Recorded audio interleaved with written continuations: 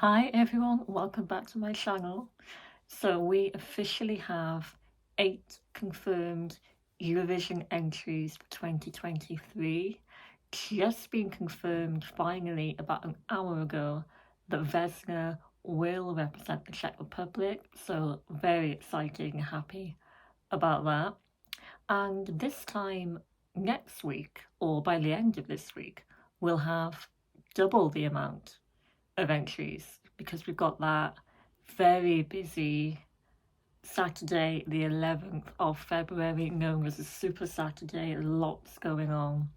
So by this time next week, we'll have about 15 entries. So I thought now would be a good time for me to rank the 8 songs that we have so far.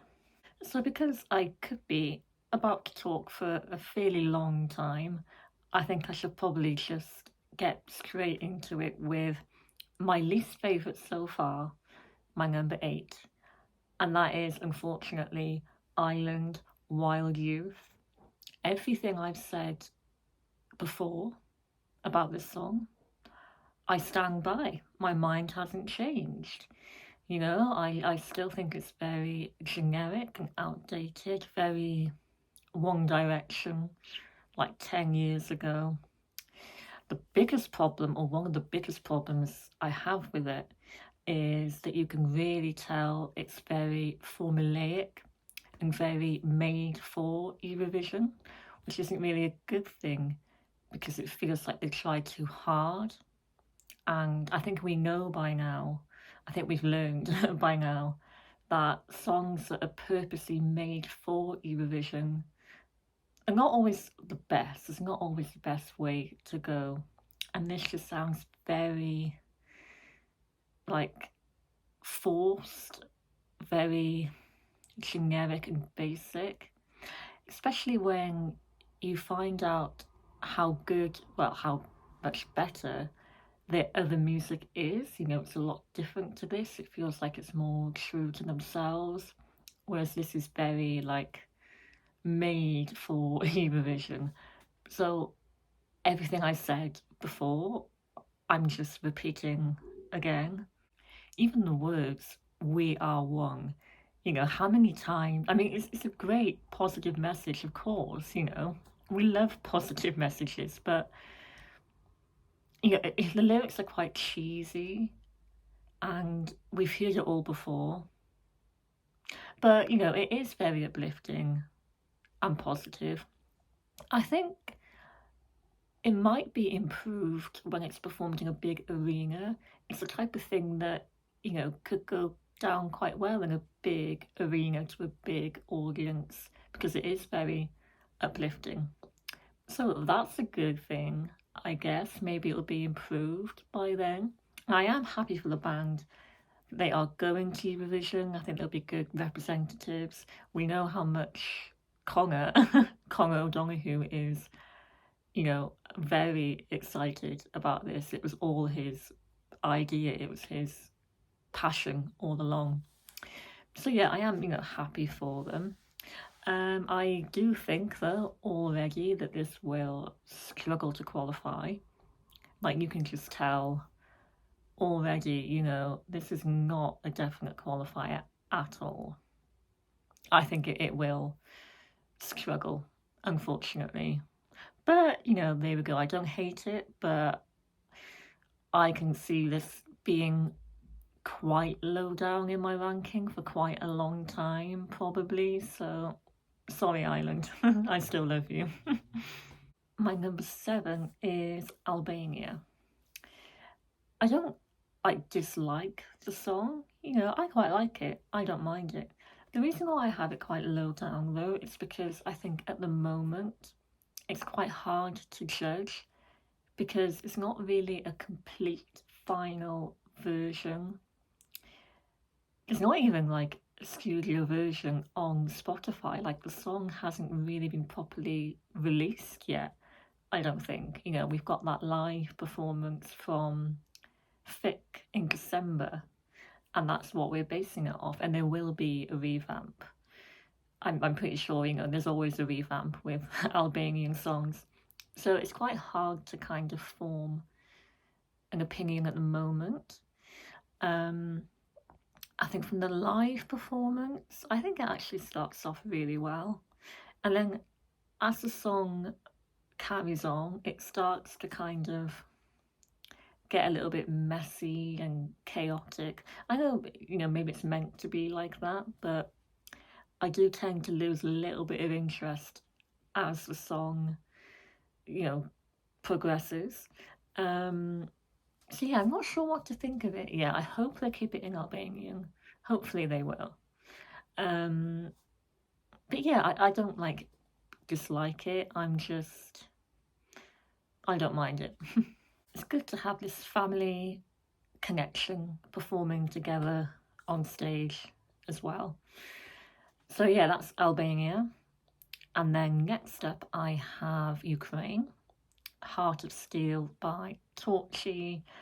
Feels like ages ago that this song came out, when it was, before Christmas. Winner of Big Beer. And I remember the first initial reaction to the results of Big Beer was, well, surprising, unpredictable, and at first a little bit disappointing. I think the reason why is because Ukraine in Eurovision, they're one of my favourite countries in Eurovision, definitely.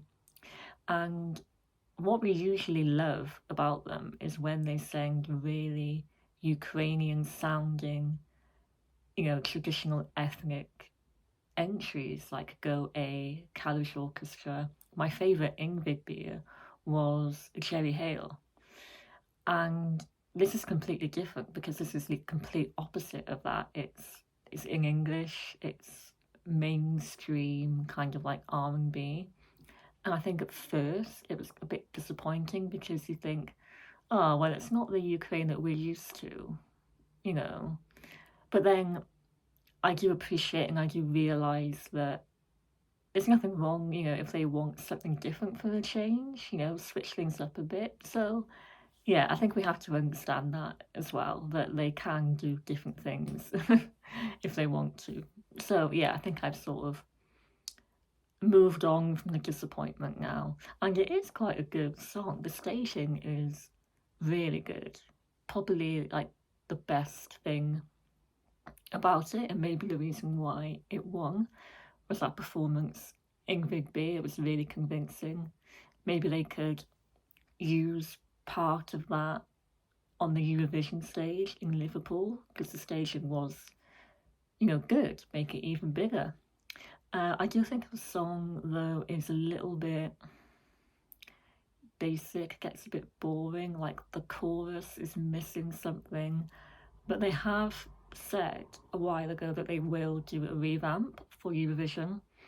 So that's good, because I think it does need something to just make it more interesting. I think it is missing something.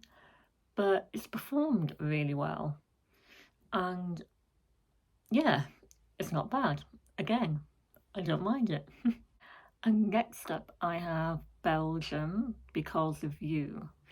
Now this is really interesting because you look back at Belgium's national final Eurosong and the reaction to the result of that was not good at all, like very unpredictable. Confusion, definitely, because there were other favourites, and I was one of those people who was shocked and confused and not really happy with the result. But then after literally a few days, I listened to the song more, and it actually grew on me really quickly. Like suddenly it just clicked, and I was like, oh wait, it's actually quite fun. I quite like this, I do really enjoy this now. Maybe like a bit of a guilty pleasure, perhaps. And the thing is, it was performed really well live at Eurosong in that arena. Like, that live performance is pretty much ready for Eurovision, the big screens, the backing singers. It was performed really well. So, fair play to him. And the song is quite fun. might actually qualify, you know, semi-final two, I think it's in. I wouldn't be that shocked. So I've come to terms with this now, you know.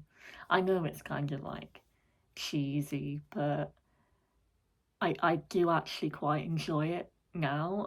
So my mind changed very quickly. So my fifth place is Spain. A lot of people would have this even higher than that in their top three, or maybe even their winner. This is very popular, but also quite divisive. And literally up until like 2 days ago, I had this below Belgium. And over the past literally 2 days, I've started to appreciate this more, because at first I didn't like it. And then I sort of gave it more time. And I realise now that it was the song that I didn't really like, but it was the live performance and the visuals of it that I really like. And this is the thing, you know, this is something that's all about the look, the visuals. That staging is amazing. Like, you can see why it won, because the performance and the staging is incredible. It really is. It was just musically, you know, it can be quite divisive. Like, it's not something that you could maybe choose to listen to, but it's something you appreciate visually and artistically. So it's quite hard to get used to at first, but I think I am coming to terms with it more now. I still don't really choose to listen to it yet, but I have listened to the studio version, and I think actually the live version is a lot better. It is actually better than the studio version. Her voice is amazing. I really like it when she's kneeling down and looking up at the sky. And I love that red curtain. I think actually they should copy and paste the staging exactly from Benidorm Fest to Liverpool, like use the exact same staging, and it would look amazing. So yeah, it takes a lot of time to get used to. It was the fact that there's not really a proper melody that I didn't really like, but then there are some parts of it that I do like when she sings a cappella, kneeling on the floor, you know, that's really powerful, that long note at the end. So I like it a lot better now than I did when it won Benidorm Fest. I've got more time for it now, you know, more appreciation for it. I've seen a lot of people call this the winner, and I still think it's too early, and I don't know about winning.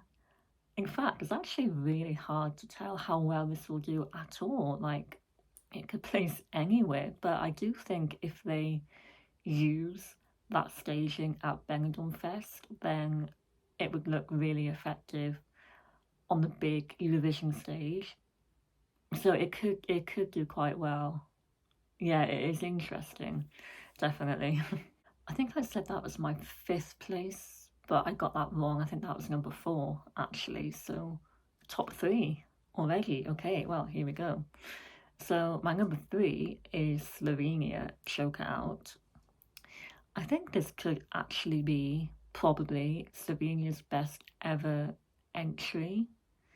Like, you know, this is really good, and it's proven to be quite popular as well, like the band in general and the song. It's indie rock, it's in Slovenian. I think the live performance that they did on TV is really good and gives a bit of a taste of the potential, you know, if they perform it well like that. I think it's actually got a good chance of qualifying. Like, I think definitely this could qualify for Slovenia, get them back into the final, get the crowd going. I like the guitar, the instrumental break. The chorus is catchy as well, I think. And yeah, it's just really different. It's just nice to have something like this. I really like it. Yeah, I think Slovenia have done a great job. And I can see why they wanted to cancel the national final for now and choose them. You can see why they wanted to do that, and I think it will be worth it. Yeah. So here we are, my top two, Norway and Czech Republic. Well, it was actually really, really difficult for me to figure out which one I preferred over the other. I actually love them both equally, and they're basically like my joint favourite. So it was hard for me to decide, what's number one, what's number two. But for number two, I've got Norway, Alessandra, Queen of the Kings. Absolutely love this. I think this is most people's, well, actually, no, I was going to say it's most people's favourite now. But now we've got Czech Republic as well. Yeah, they're both brilliant. I love them both. But Queen of the Kings, it won Melody Grand Prix deservedly, I think. Like, the performance was so good, and I think it's perfect for Eurovision. Like, it's such a bop, it's so catchy, energetic. I think it's actually going viral on TikTok, I've heard. I've got TikTok. I haven't seen it come up on TikTok that much, but or maybe it's going viral on like streaming. Maybe that's what they mean. Maybe I'm wrong about TikTok, but I think it is on the global Spotify charts. Definitely, I do know that. So it is going viral in different ways, and I can definitely see why. And I think this could do very well at Eurovision, top 10 like already. I can just see that happening even now.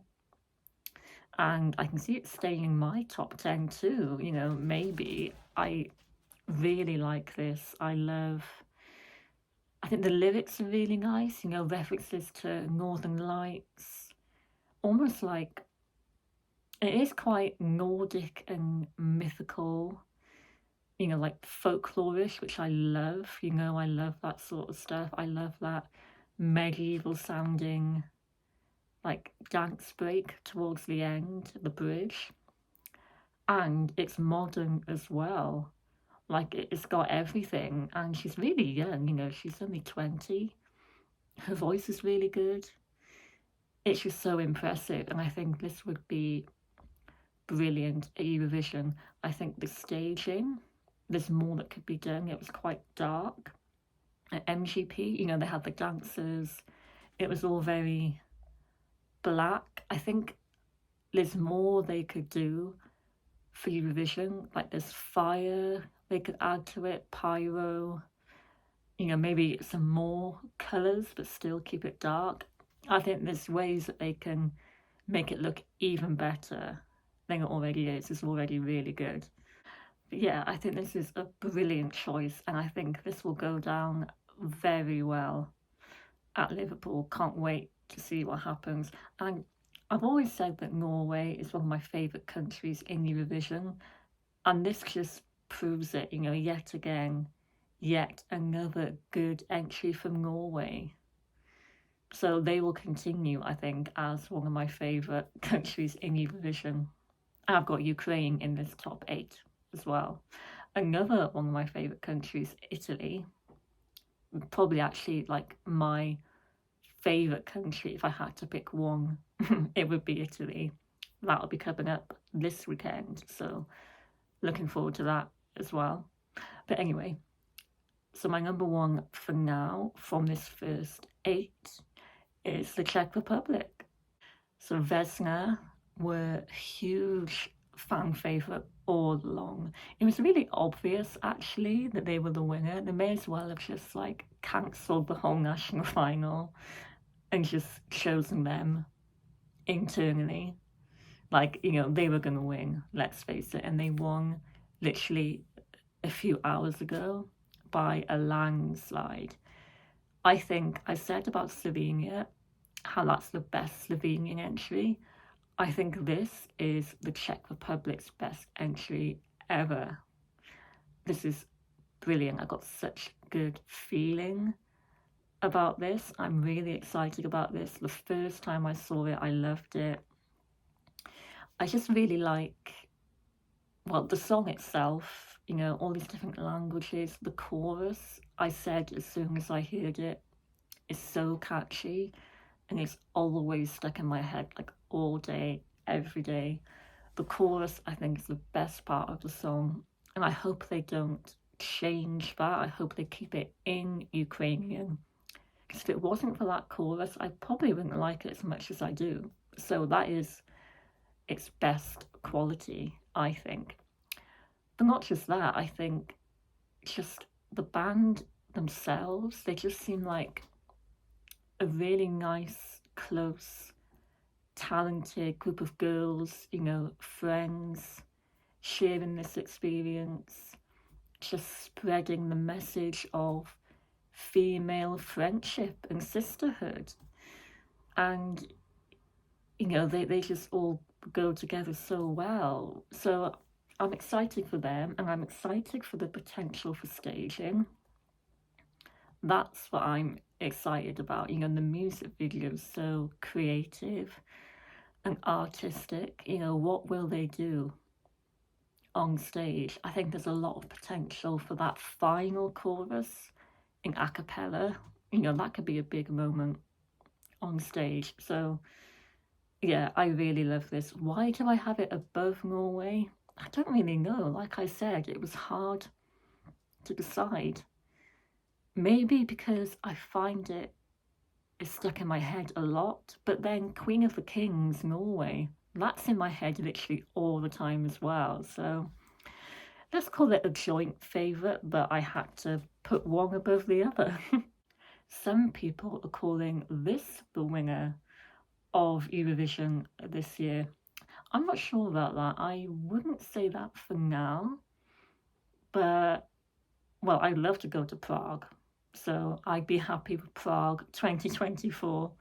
But I'm not sure about a winner yet. I think it's got potential, like I said, like for being the best Czech entry ever. Yeah, top 10, hopefully. Hopefully the staging will be really powerful and impactful. I don't know about a winner though yet. I actually don't think we've heard the winner yet. I don't know about you. Let me know, you know, in the comments below. Do you think we've heard the winner of the year yet? I don't think so just yet, but I could be wrong. We'll wait and see. But there we go. That is my top 8 so far. A nice even number before we get to about 15 by the end of this week. And then hopefully I'll do a full ranking of all 37 songs at some point. I didn't do that last year because I loved a lot of them so much. I honestly found it really hard to decide, and I would have probably put the UK Sam Ryder as my number 1, but then that would make me look biased, so I don't know. But yeah, last year I think was a really good year, and I just struggled to rank the songs, but hopefully one day I will do a ranking of 2022, you know, face the challenge and see if my mind has changed now. But hopefully this year I will do a full ranking for this year. But at least I've started, you know, the first 8. So that's my top 8. Let me know what you think. How similar is yours to mine? What is your favourite so far? And out of these 8, which one do you think will have the better chance of doing well at Eurovision?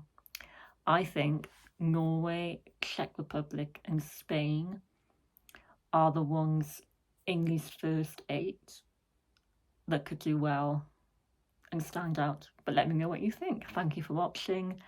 Feel free to share your ranking below, and I'll see you very soon because we've got a lot coming up this week, a lot to catch up with. Can't wait. I shall see you then. Bye.